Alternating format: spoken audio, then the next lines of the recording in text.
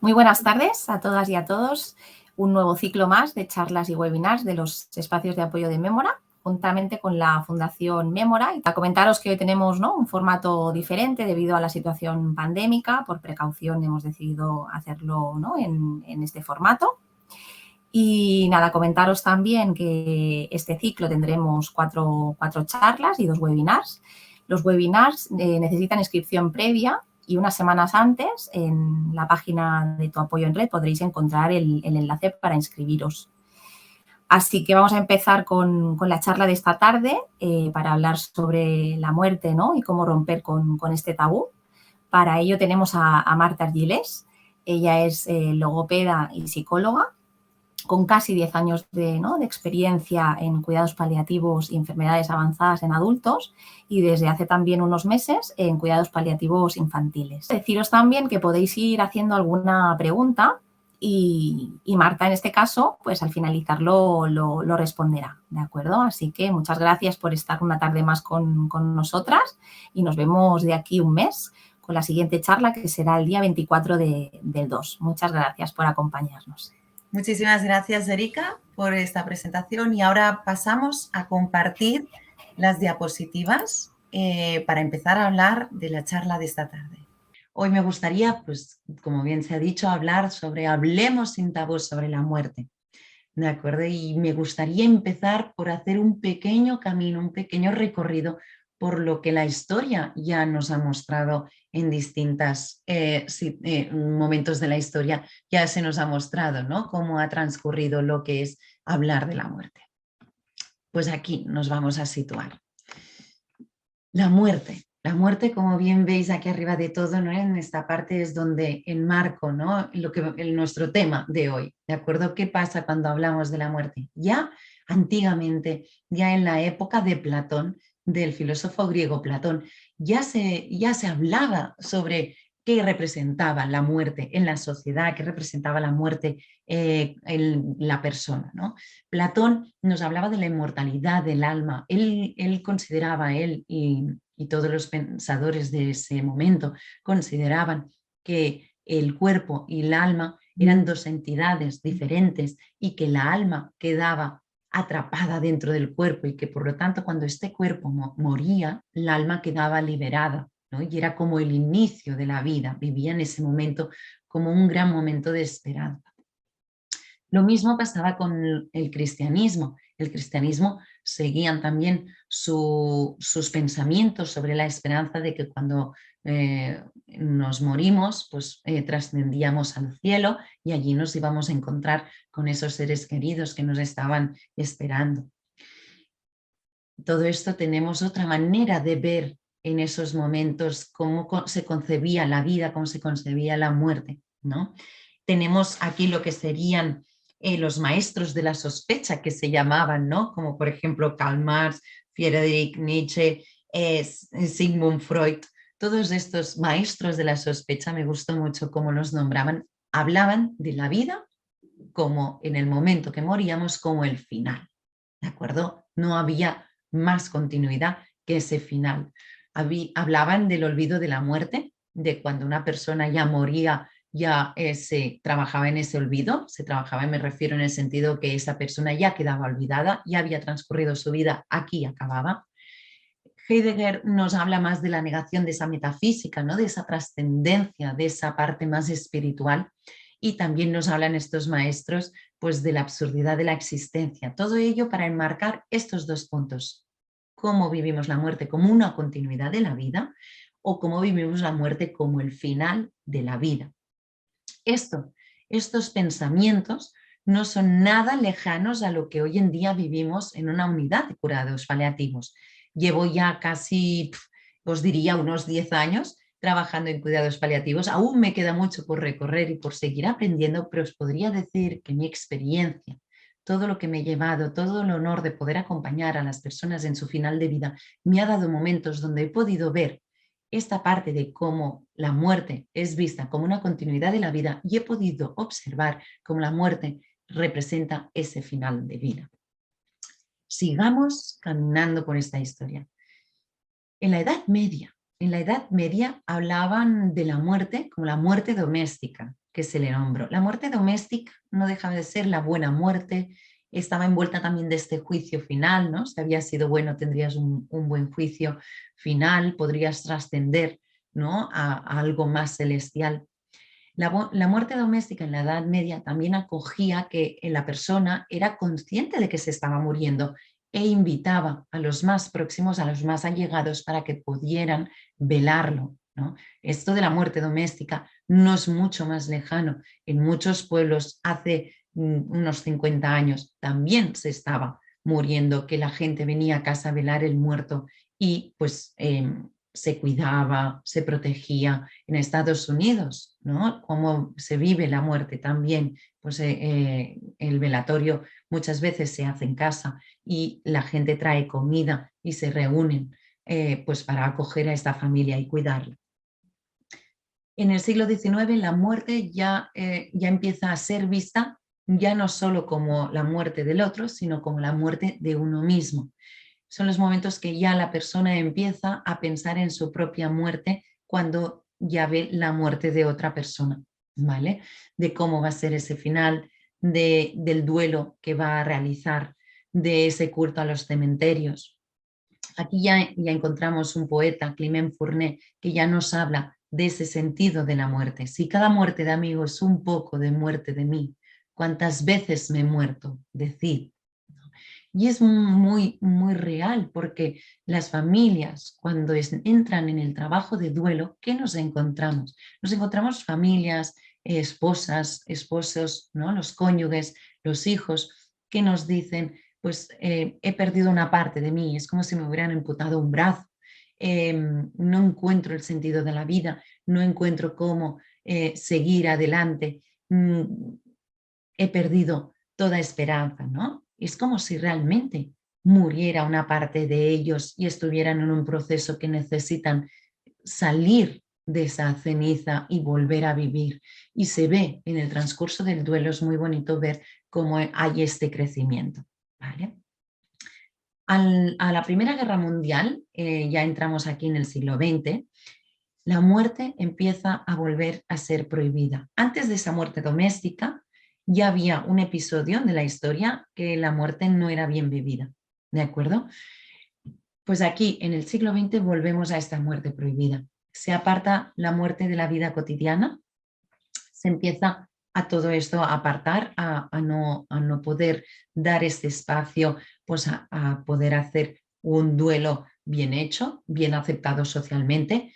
Bueno, se empiezan a crear distintas situaciones en contra de ese cuidar.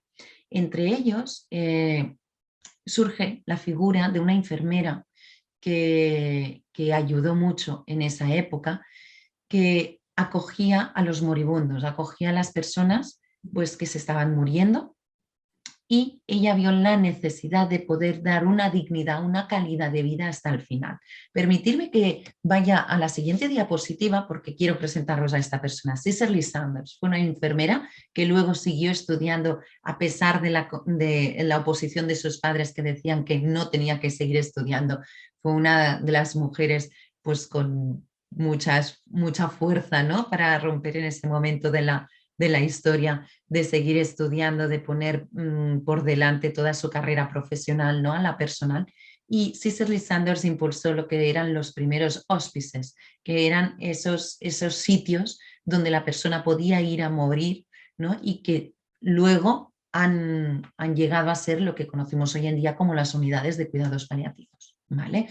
Los hospices daban mucho más, ¿no? De lo que podemos hoy en día encontrar en una unidad de cuidados paliativos, pero en las unidades de cuidados paliativos la verdad es que intentan recrear el máximo posible el buen morir, el morir con dignidad.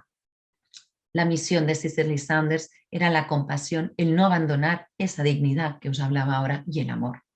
Y eso lo consiguió porque a día de hoy estamos actualmente en unidades de cuidados paliativos, podemos morir en casa, permitirme que vuelva a la anterior, con esa muerte doméstica, con esa muerte de uno mismo, donde podemos dar espacio a los familiares para que trabajen ese duelo, y todo esto gracias a que Cicely Saunders nos lo permitió. En la actualidad, ¿Qué tenemos en la actualidad? ¿Cómo vivimos la muerte actualmente? En la actualidad vivimos la muerte intentando evitar el dolor, intentando evitar la enfermedad y al final intentando evitar la muerte.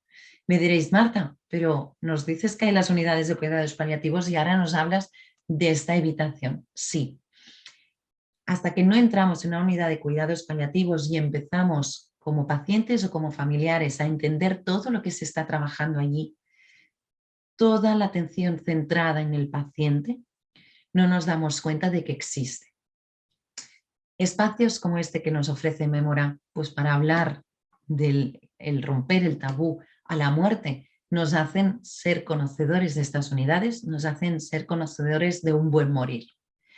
Y es mucho de agradecer porque aquí vamos generando una cultura en la sociedad donde podemos ver la muerte, quizá como nos hablaba Platón, como esa continuidad de la vida, no como un final, como nos decían esos maestros de la sospecha. ¿De acuerdo? Entonces me gustaría que del taller que estamos realizando hoy os fuerais más con esa esperanza de que la muerte forma parte de la vida y que pudiéramos romper ese tabú de esconder el dolor, de esconder la enfermedad. Una enfermedad comportará dolor, pero este dolor puede ser paliado por una unidad de cuidados paliativos. No por acceder a una unidad de cuidados paliativos quiere decir que la muerte está inminente. Los paliativos, que como bien dicen, y no me cansaré de repetiroslo, quieren decir cuidar, lo que nos van a hacer es cuidarnos a lo largo de una enfermedad.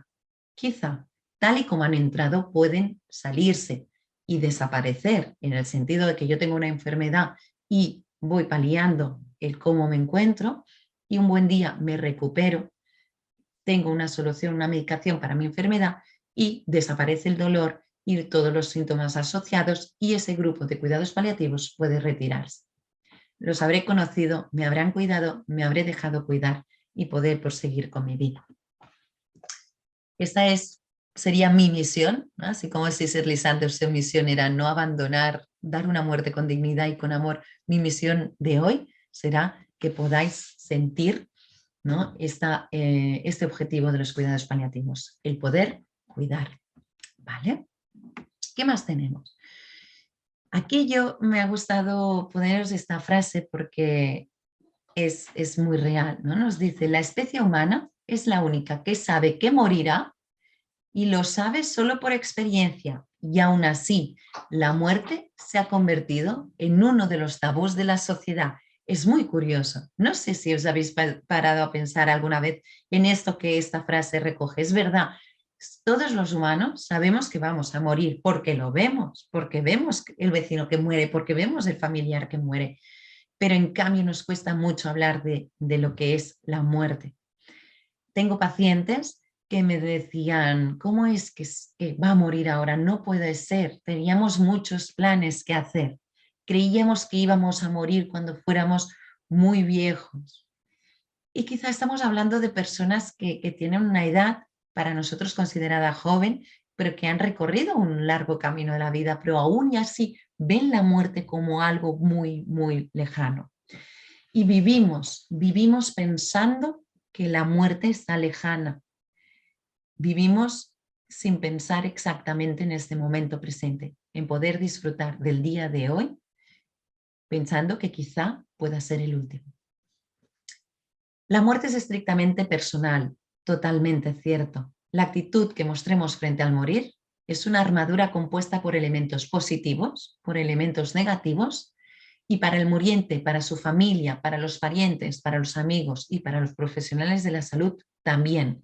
He querido poner cada uno de ellos porque ahora iremos hablando de cada uno de ellos. Es muy importante que los tengamos presentes, que sepamos exactamente la importancia de todos ellos.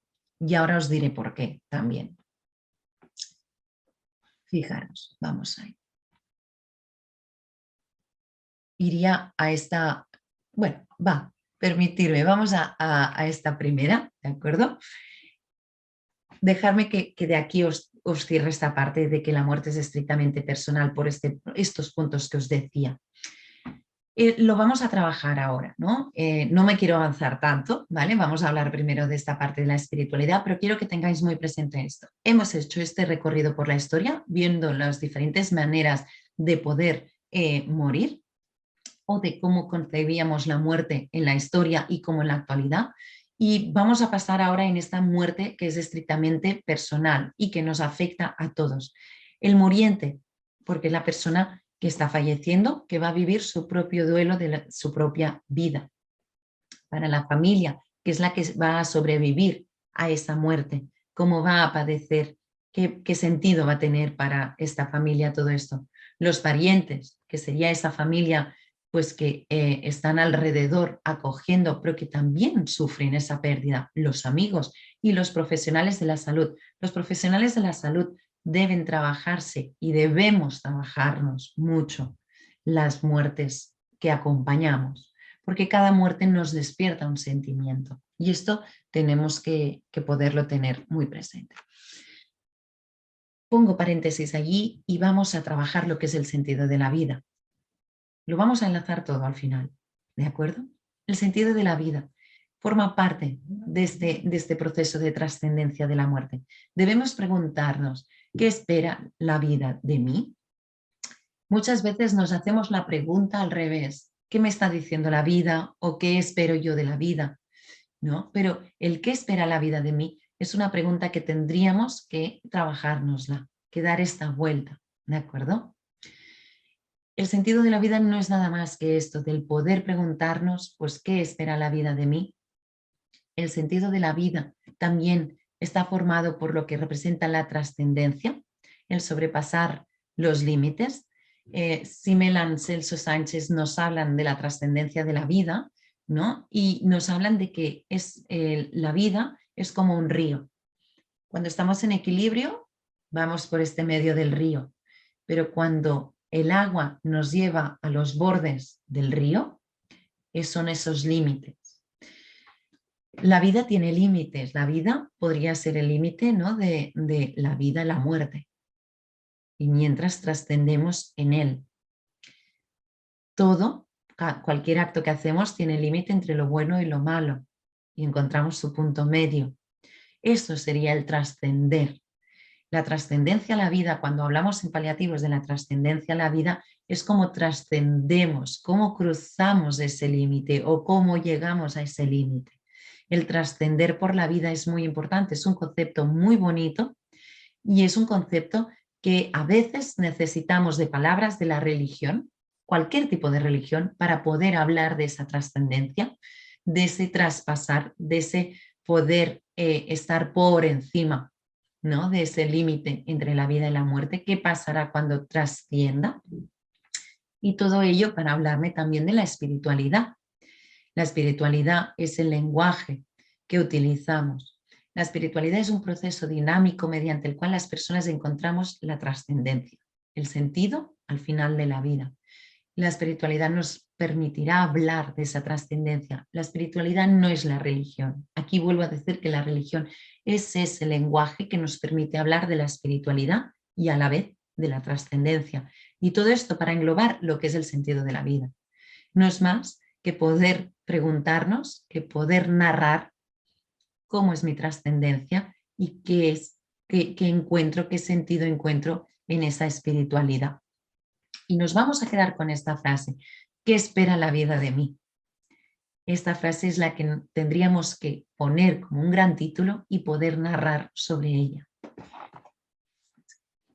Cuidar en tiempo de morir. ¿Por qué? Porque dentro de lo que es el tabú, fijaros cómo me gustaría poderos tener aquí enfrente, porque os preguntaría por cada una de estas diapositivas para que pudiéramos ir haciendo debate.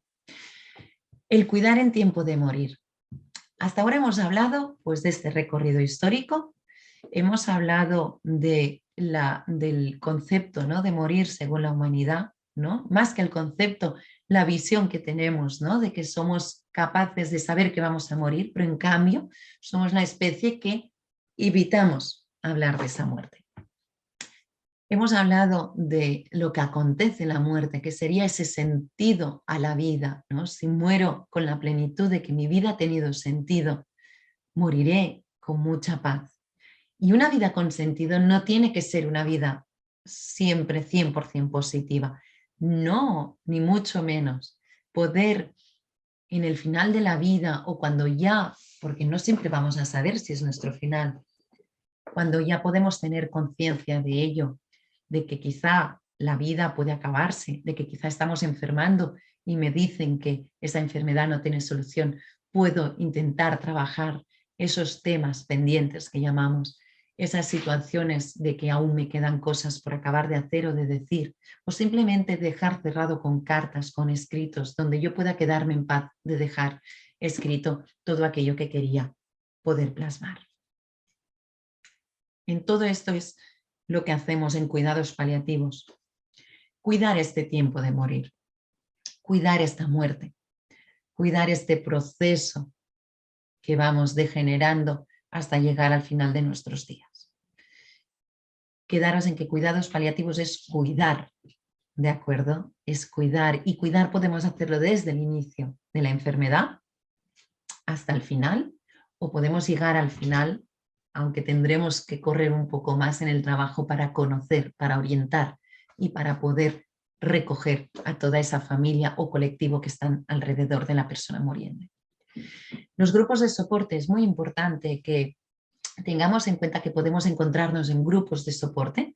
Por ejemplo, en el Espai de Soporte de Mémora se generan, y sobre todo antes de pandemia, ¿no?, grupos donde se podían hacer charlas como las que estamos haciendo hoy, donde damos soporte, donde aportamos conocimientos, donde aportamos estrategias y maneras de poder encarar ese momento de la vida, ese momento que es único y que para esa persona será único, y para el acompañante también. Acompañar. Acompañar y escuchar son dos palabras que tienen una fuerza que para mí, bueno, para mí es brutal. O sea, hay personas que te vienen y te dicen, ¿qué puedo hacer? No quiere que hable con él, no quiere que la acompañe a andar, ¿no? Van saliendo dificultades. Yo siempre digo, acompaña desde el silencio.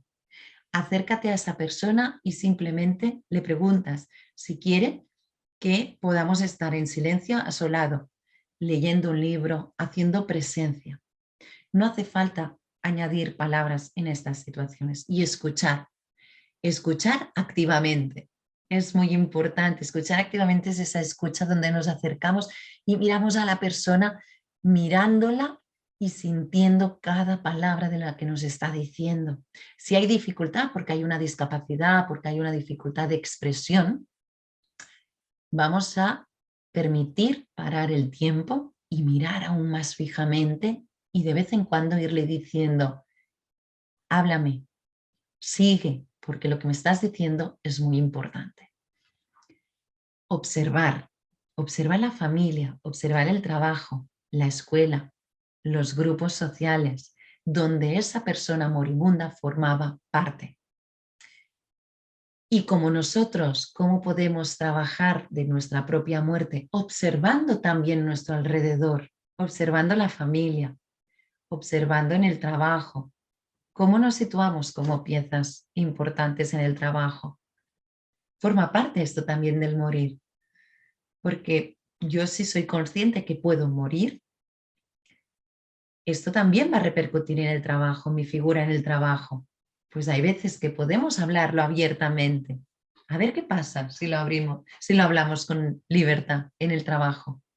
En la escuela, ¿por qué os pongo en la escuela? Porque ahora os hablaré también de los niños pequeños, de lo que ya no solo la muerte infantil, sino la muerte de un hermano, la muerte de unos padres, cómo queda ese sobreviviente, ese niño, ¿de acuerdo? Y el permitir. Cuidar en tiempo de morir significa también permitir que las personas que están sufriendo y permitir que las personas que están despidiéndose de esa persona que está muriendo puedan expresar, puedan sentirse desoladas, pueden sentirse sin sentido de la vida, A veces es muy difícil decirle, venga, va, que el tiempo lo cura todo. Vamos a poner un stop. El tiempo lo cura todo. Bueno, hasta cierto punto, pero ahora en el presente nos hemos de permitir llorar. Llorar a la persona que ha muerto. Acordaros de lo que decíamos antes del poeta, del Climent Fournet. Cuando alguien muere, algo de nosotros también está muriendo. Por lo tanto, hemos de permitir ese espacio. Y a la persona moribunda, permitirle el espacio de que pueda pensar, de que pueda crear ese sentido de vida que hablábamos anteriormente. La comunicación en la muerte. Ahora bien, lo decíamos. ¿Qué ayuda y qué no ayuda cuando estamos comunicando en la muerte? ¿Qué ayuda y qué no ayuda? Pues ¿qué ayuda? Decir la verdad. Aquí, fijaros, todo el rato os estoy hablando de el muriente, la persona que se está muriendo y de la familia o los que sobreviven. Tenemos siempre, cuando hablamos en paliativos de la muerte, tenemos siempre las dos visiones.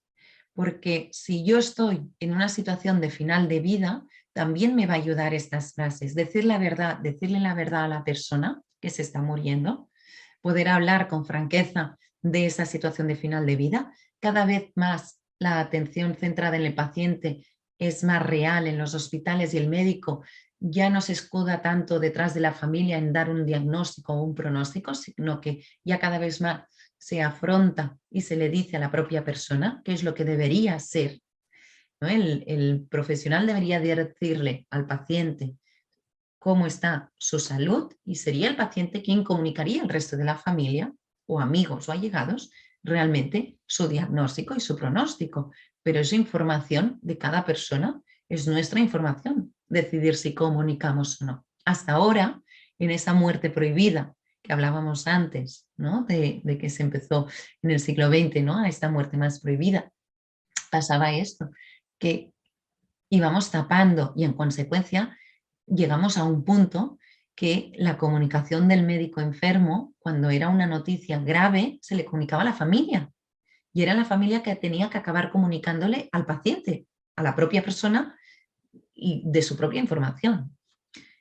Sería ideal poder ahora preguntaros a todos, ¿qué opináis de esto? Esto lo llamamos a nivel profesional el pacto de silencio. Pues no, vamos a romper esos pactos de silencio. Ya que hoy hablamos de la muerte sin tabús, vamos también a romper el pacto de silencio y vamos a decir la verdad en el diagnóstico o vamos a decir la verdad a los sobrevivientes, a esos niños, a esa familia, a poder expresar papá, mamá, el hermano, la abuela, el tío, quien sea, está muriendo.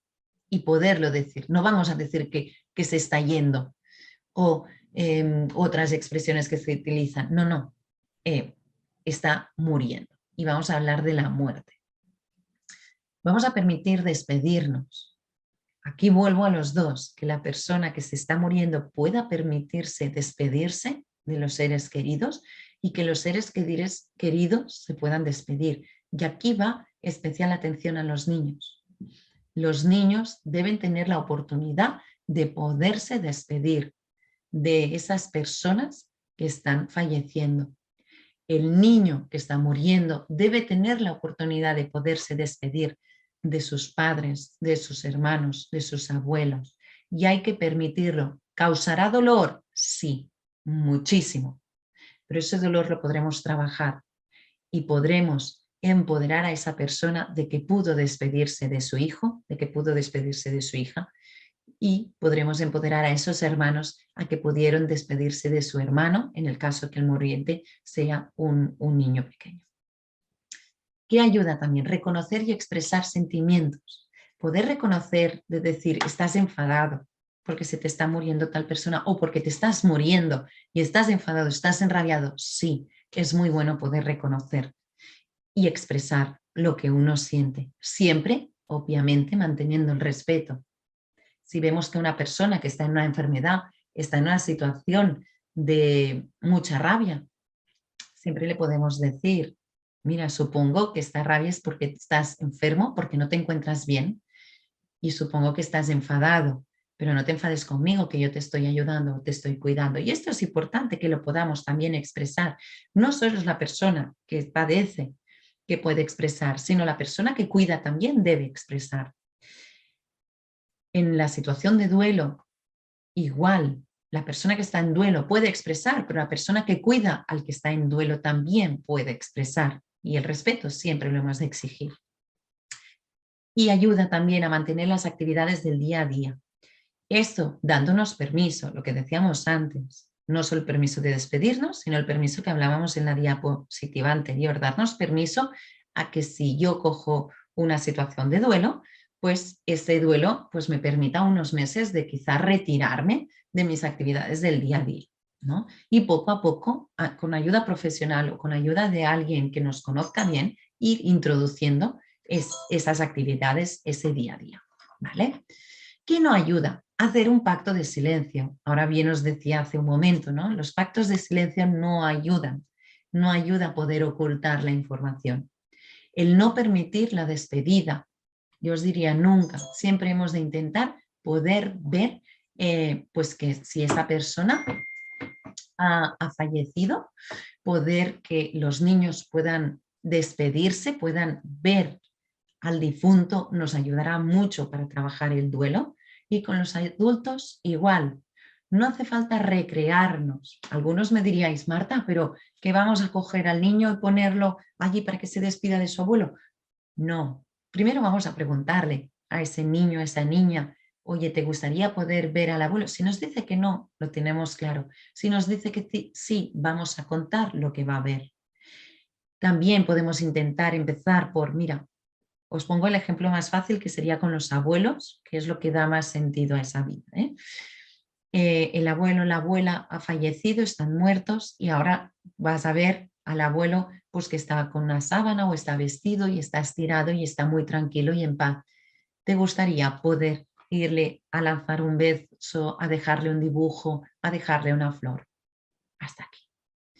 Esto lo hemos hecho con hermanos pequeños de 4 años despidiéndose. Actualmente estoy llevando un caso de una niña falleció de manera súbita con muy poca edad y su hermano mayor con muy poca edad. Conseguimos que preguntarle y nos dijo que sí, que quería verla por última vez. Y fue una manera de que este niño con esta poca edad pudiera entender que su hermana había muerto, pudiera entender el concepto de la muerte, porque es un concepto que no se nos enseña. No estamos habituados a hablar de la muerte en la familia, en las instituciones. Y esto realmente es el permitir esta despedida. No ayuda a evitar el sufrimiento. Vuelvo con los niños, muy típico que hagamos de no, que no venga al funeral, que no venga, no. Si introducimos ya desde bien pequeños estas situaciones como normalizadas, como un proceso de la vida, como una continuidad de la vida, vamos a cortar ya los tabús desde la infancia. Ya vamos a poder hablar de la muerte en casa con tranquilidad, vamos a poder hablar de ese familiar que ha muerto y podemos hablar de su legado, de cómo era, de quién era, de cómo le gustaría que estuviéramos viviendo la vida. ¿De acuerdo? Será la manera perfecta para ir rompiendo tabús.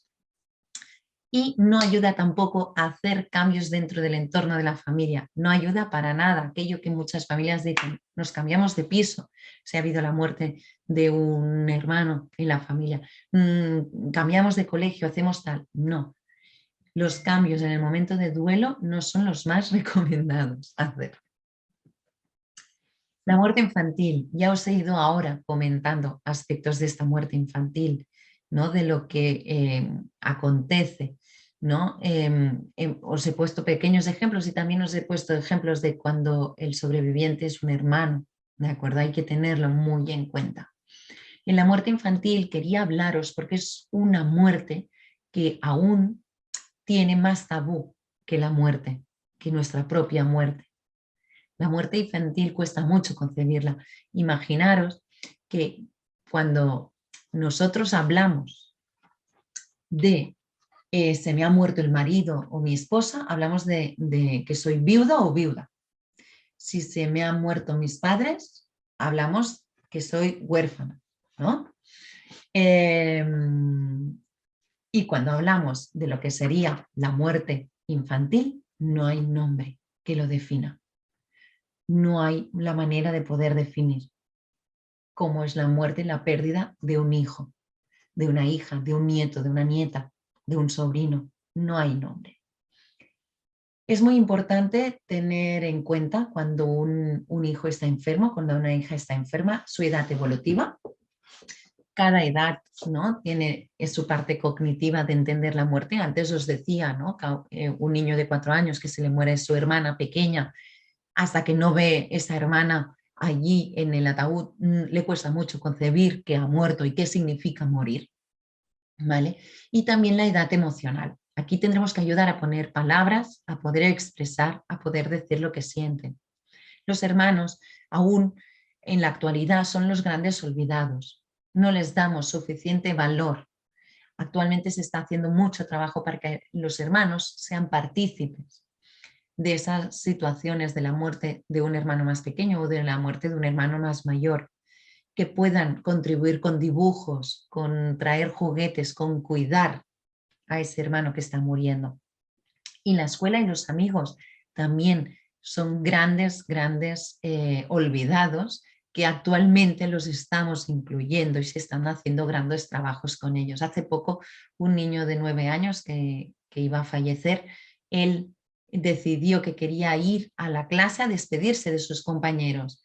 Fijaros, decidió él, era consciente que la enfermedad estaba evolucionando y que estaba en el final de vida.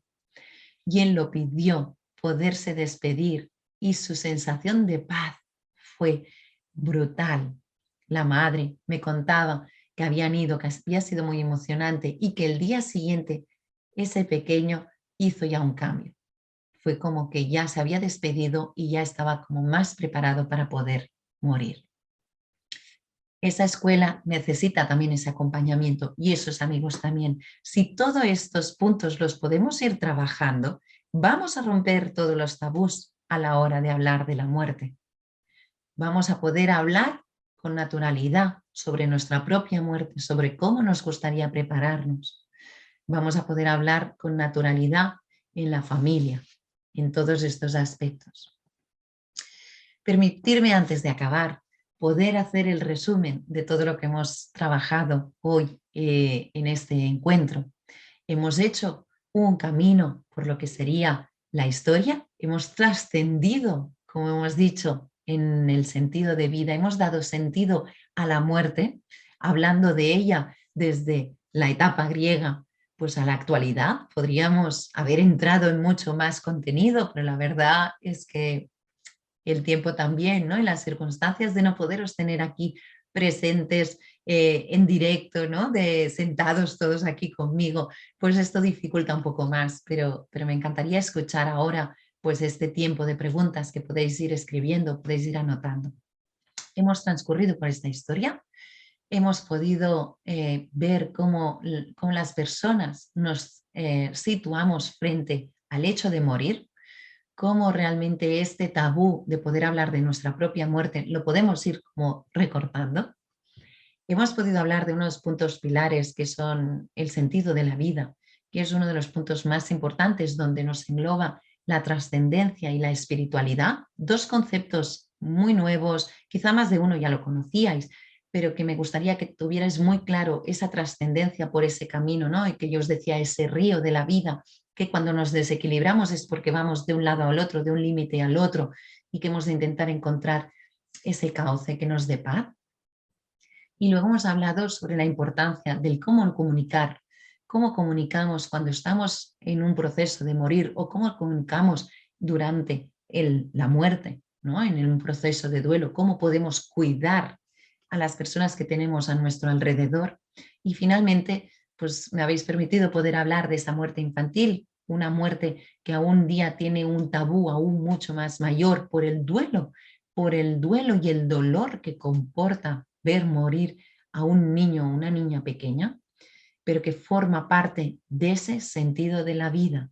¿De acuerdo? Todo tiene un sentido de la vida. Acordaros, ¿qué espera la vida de mí? Esta sería la frase con la que me gustaría concluir. Muchísimas gracias de nuevo al Spider Support Memora por esta oportunidad de poder venir a hablar de este tema que me apasiona y espero haber podido transmitíroslo de la mejor manera posible. y me encantará poder escuchar ahora vuestras aportaciones. Muchísimas gracias, Marta, por la excelencia de tu presentación. De verdad que es un privilegio escucharte porque se nota sobre todo la experticia en el campo también de la práctica, ¿no? Y de todos esos casos que has ido visitando durante los últimos 10 años. Hay una pregunta que nos hacían llegar por acá a varias familias que tiene que ver con el sistema de cuidados paliativos. O sea, sabemos que en Cataluña somos un poco privilegiados, ¿no? Porque tenemos un sistema de cuidados paliativos con un nivel también de calidad y de cobertura, pero entiendo que quizás no sea así en toda España y en todo el mundo. Es un poquito si nos podías ofrecer algunos elementos para profundizar en ello. Bueno, Grete, muchísimas gracias. Ha sido un placer poder compartir con vosotros una vez más. Y esta pregunta, ¿no? Es una pregunta muy interesante porque, bueno, como veis, bien habéis escuchado durante la presentación, ¿no? Es Cicely Saunders que nos introduce todo el mundo de los cuidados paliativos como tal, como los conocemos hoy en día.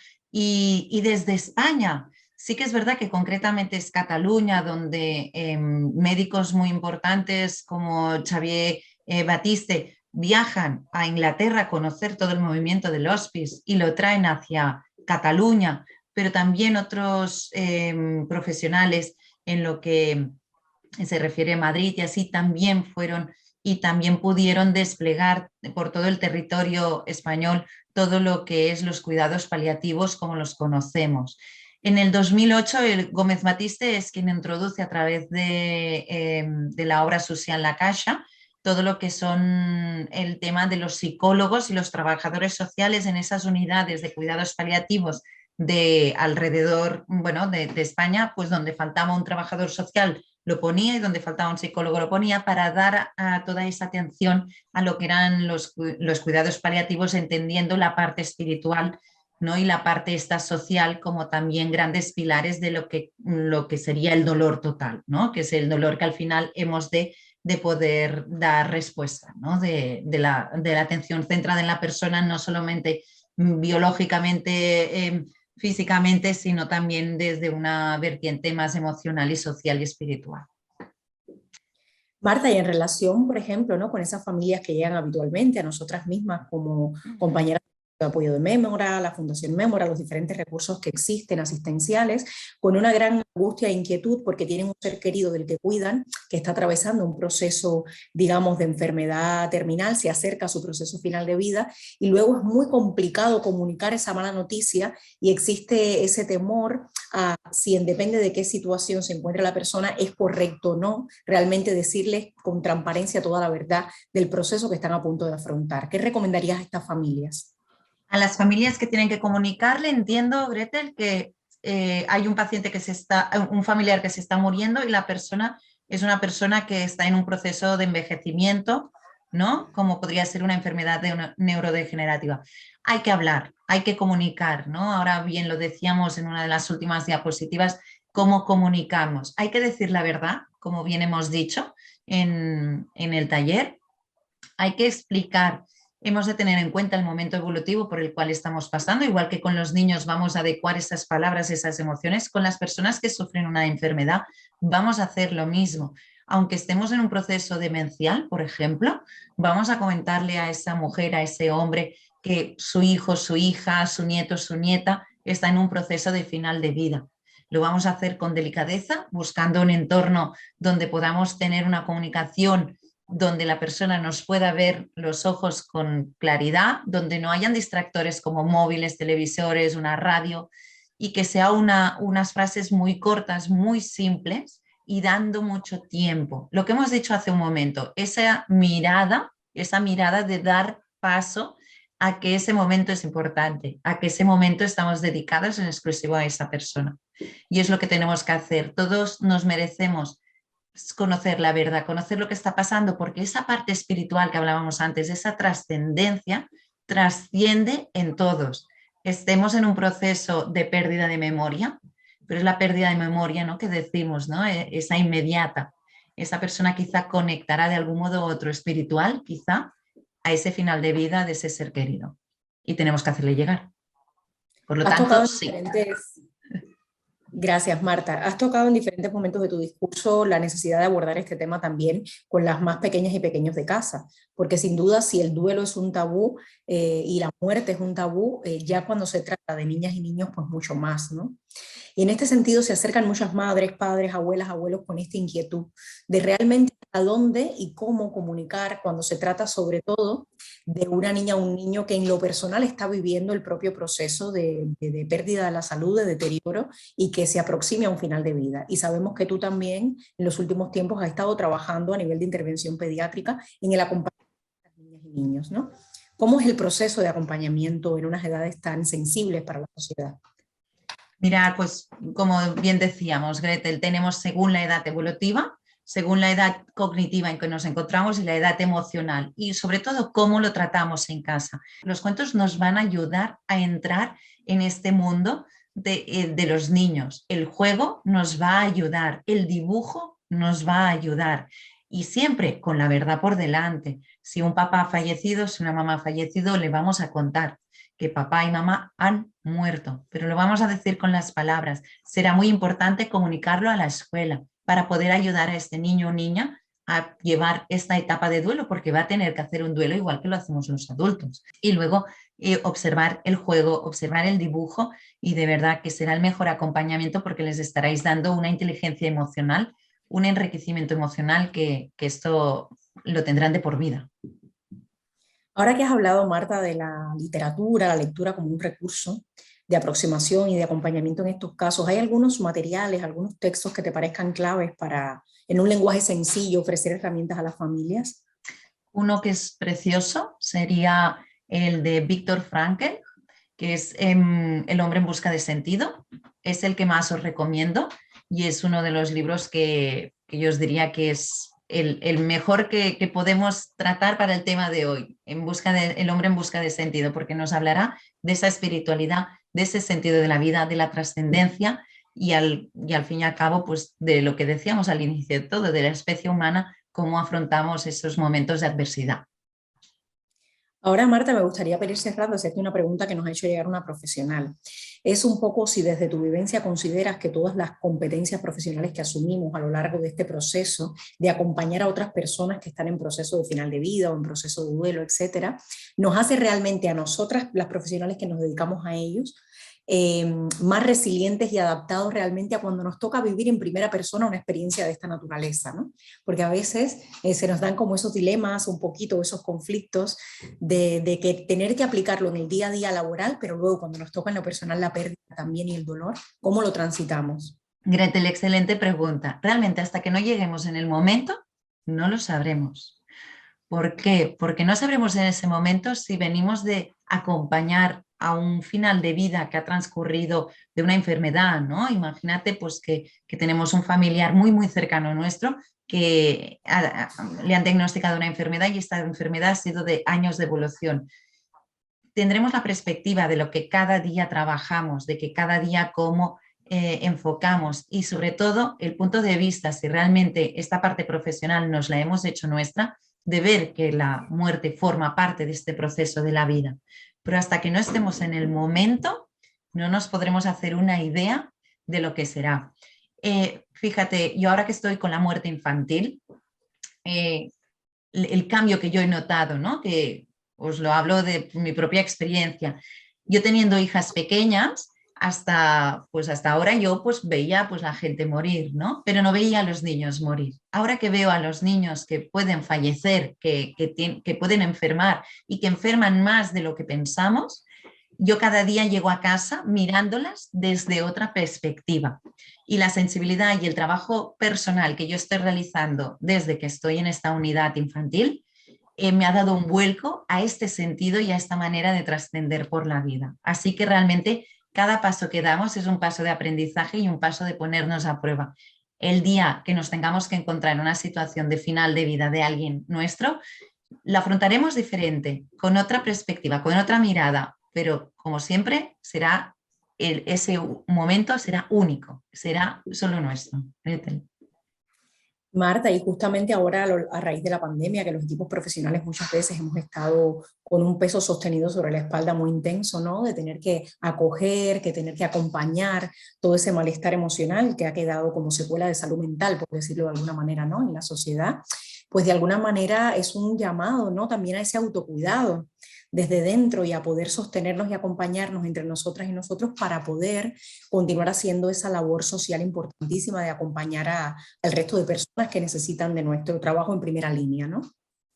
Total, total. O sea, tendríamos que aprender de esta pandemia que estamos viviendo la importancia de cuidarnos. No solo cuidarnos nosotros, cuidar a nuestro alrededor. Esto significa que los demás también nos cuiden. Y si cuidamos y nos cuidamos, realmente tendríamos una sociedad mucho más sana, poder darnos permiso, permitirnos, lo hemos dicho hace un momento en la presentación, ¿no? El permitir sentir, el permitir poder decir hoy no tengo un buen día, ¿no? Que hay veces que solo con esto ya recibes gente que te apoya, que te da soporte, que te dice, venga, va, pues ¿qué podemos hacer? ¿No? Y ya puedes dar un vuelco a ese día. Es muy importante que nos cuidemos, que encontremos espacios para estar con la familia, para estar con los que más queremos. Esto es muy importante, creo que sería uno de los aprendizajes que tendríamos que sacar todos de este momento, ¿no? De esta pandemia, de que nada es infinito, todo se puede acabar el día de mañana y por lo tanto os animo a cuidaros, a relacionaros y a estar en lo máximo juntos posibles. Ha sido fantástico este resumen ya que has hecho para ir cerrando. Marta, por último me gustaría volver a agradecerte y me gustaría que en lugar de cerrar yo, cerraras tú dando 3 pinceladas o 3 consejos o recomendaciones para las personas que nos escuchan en relación de alguna manera a dar un vuelco a la mirada tan negativa, tan pesimista, de tan poca aceptación que nuestra sociedad tiene respecto al hecho de morir, que es un hecho completamente natural e inevitable. Pues os diría que lo que tendríamos que hacer es cada día vivirlo con presencia, con sentido. Intentar cada día, aunque el día haya sido difícil, al final del día agradecer. Agradecer 3 aspectos. A una persona que os habéis encontrado, algo que os ha pasado. Quizá habéis visto un pájaro que otros días no habíais visto. Pues agradecer también esto y agradecer pues algo que habéis hecho o que habéis aprendido ese día. Os diría también que intentar pues, ser compasivos. ¿Compasivos en qué sentido? Pues cuando tengáis una situación difícil, cuando estéis discutiendo con alguien, intentar ver que aquello trascenderá, será diferente, ¿no? Intentar ver a esa persona desde la compasión, desde la gratitud y bueno, mostrar, si os sentís enfadados, poderlo mostrar, pero siempre desde un tono más bajo. Intentemos poder hablar con esa persona en un momento que nos sintamos con las ideas más clarificadas, ¿de acuerdo? Y disfrutar del día a día en la medida que podáis. Más de uno seguramente estáis pasando por situaciones difíciles, por lo tanto es un momento también de estar triste, de quizá enfadados, de quizá necesitar llorar, pero vamos al primer punto. Intentamos siempre buscar algo que agradecer y cómo poder ver la vida desde otra perspectiva. Con todo esto, agradeceros una vez más que me hayáis dado esta oportunidad de poder formar parte un día más de estas charlas del Spider Support de Mémora y nada, y de todo corazón muchas gracias, andaban y salud. Muchas gracias a ti, Marta, y a todas vosotros y vosotros. Nos vemos el día 24 de febrero con la socióloga Sonia Díaz a continuar profundizando en otro tema apasionante, que es el tema de la sexualidad de las personas mayores. Otro tema tabú para seguir rompiendo. Gracias.